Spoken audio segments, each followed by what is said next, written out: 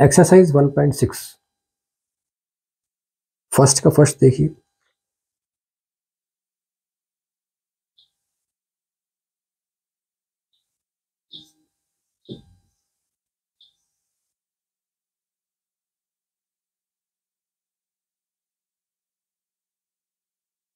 Sixty four की power 1/2। इसे solve करने के दो तरीके हैं।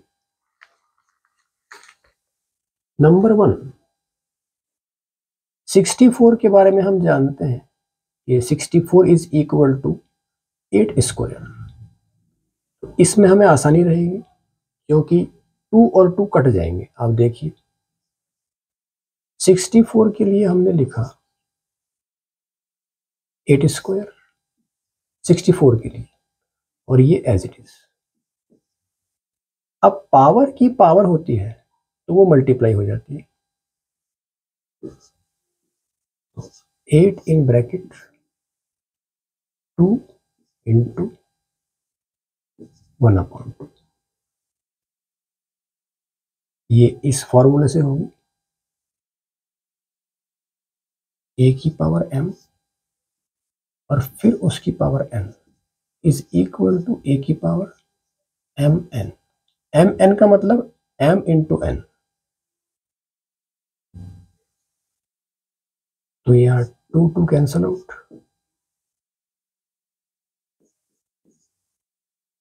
और 8 की पावर 1 इज इक्वल टू 8। ये आपका आंसर हो। अब इसका तरीका एक और भी है, वो भी आप देख सकते हैं चाहे तो। 64 की पावर 1/2 इसे हम मतलब 2 की घात के रूप में लिखें।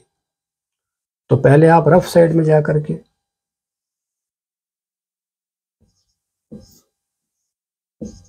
64 के प्राइम फैक्टर करेंगे।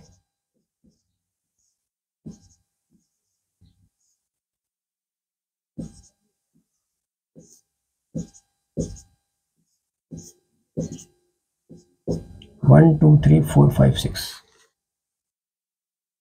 मीन 64 इज इक्वल टू 2 की पावर 6। और अब 2 ब्रैकेट में पावर की पावर मल्टीप्लाई इसी फॉर्मूले से।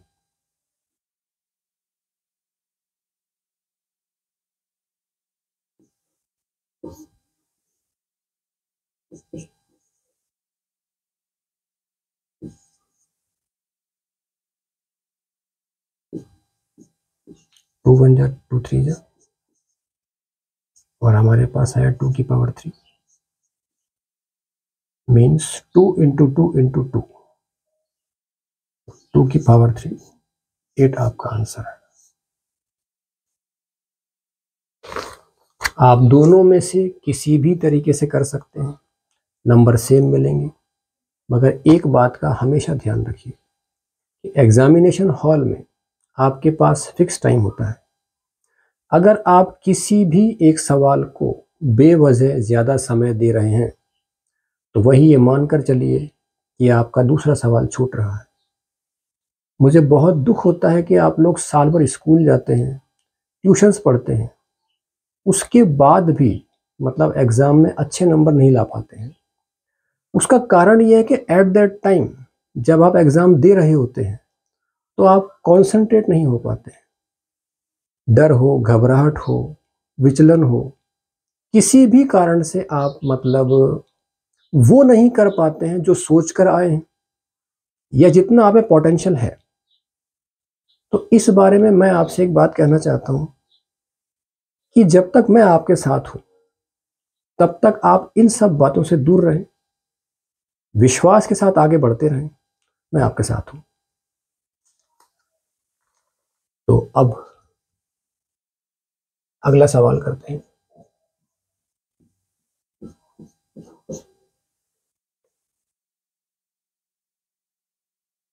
सेकंड सम का फोर्थ पार्ट।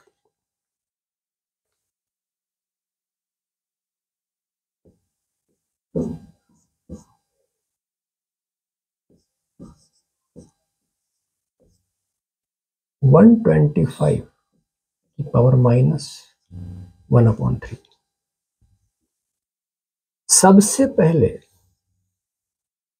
हम पावर को मीन्स घात को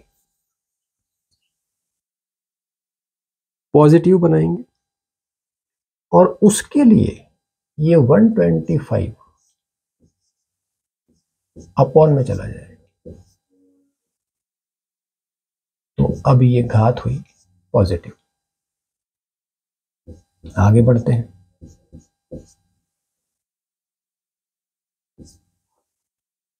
वन की पावर 1/3 अपॉन, मैं इस तरह से कर रहा हूं, आपका स्पेस बचेगा, और 125 की पावर 1/3। 1 की पावर कुछ भी हो, आपका आंसर 1 ही आएगा। और 125 ये होता है 5 की पावर 3। 5 × 5 × 5, वो हम यहाँ लिख सकते हैं, कोई दिक्कत नहीं है।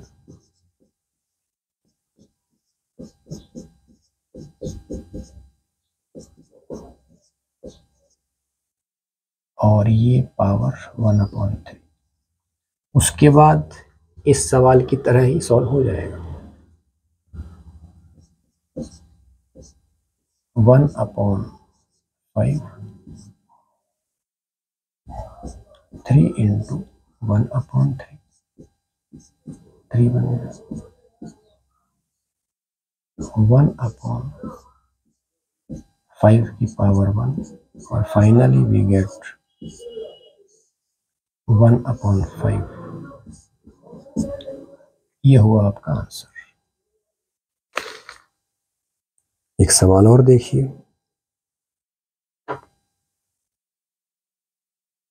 थर्ड का थर्ड देखिए आप।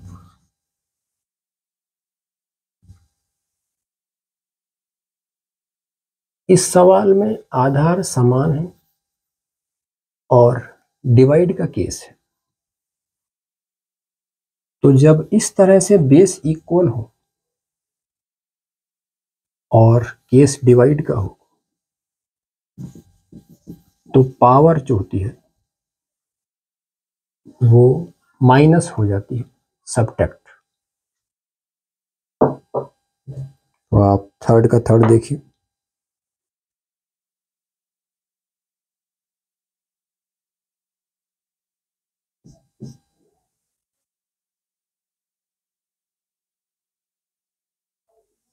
(11 की पावर 1/2 डिवाइडेड बाय 11 की पावर 1/4।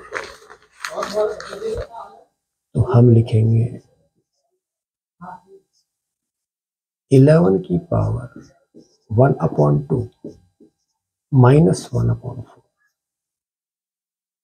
और ये इस नियम से होंगे, a की पावर m अपॉन a की power n is equal to a की पावर m-n।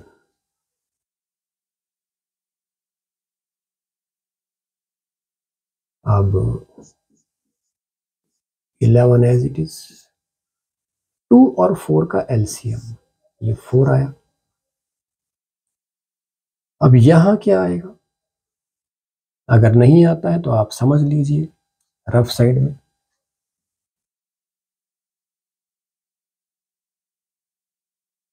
कि यहां जो भी लिखा है उसको आप एलसीएम से मल्टीप्लाई कर दीजिए, तो आपका आंसर आया 2। और इसी तरह से ये भी हो जाएगा, 4 4 कट जाएंगे और आपका आंसर आएगा 1।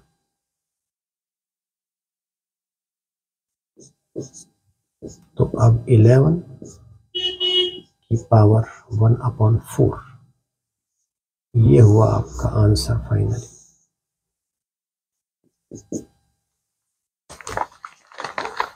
और एक बात ये कि आपके एग्ज़ाम्स बहुत मतलब नज़दीक हैं, तो इम्पॉर्टेंट सम्स ही हो पाएंगे और इम्पॉर्टेंट ही कीजिए तो ठीक रहेगा।